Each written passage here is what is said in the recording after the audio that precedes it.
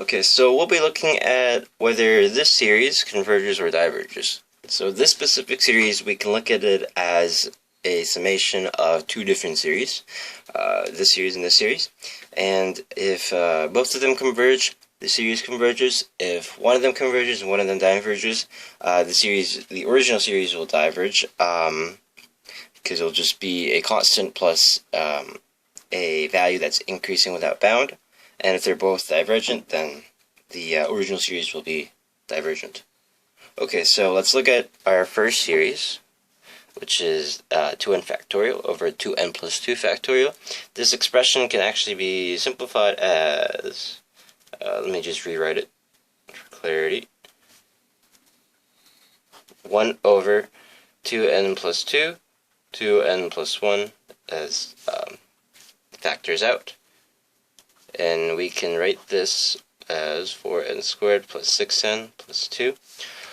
We can use the limit comparison test with 1 over n squared, just taking the leading variable of the denominator, and okay, we can put that in a limit as n goes to infinity. And just 1 over 4n squared plus 6n plus 2. And we divide that by 1 over n squared, our function that we're comparing it with. And 1 over n squared is just, dividing by 1 over n squared is just n squared as numerator.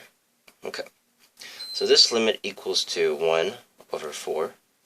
And since that is greater than 0 and not infinity, and since 1 over n squared converges, I'll write that down. This is proven through the p-test, where 1 over n squared has a p-value greater than or equal to 1. This means that 1 over 4n squared plus 6n plus 2 also converges. So we'll just put a little note here that this converges. Alright, now we'll look at our second function. Okay, this one, we can use the ratio test to figure out if it converges or not. So, the limit of n as n approaches infinity, 3 to the power of n plus 2. So this will be, the top part will be inputting n plus 1 rather than just n. So it becomes 3n plus 2. And then the denominator will become 2n plus 4 factorial over 3n plus 1 over 2n plus 2 factorial. Okay, so this can be simplified to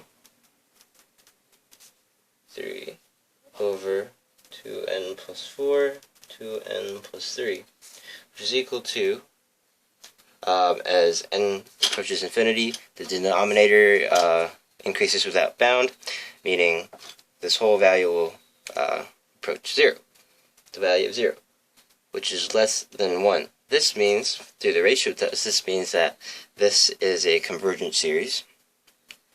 And I'll just write that here. It converges.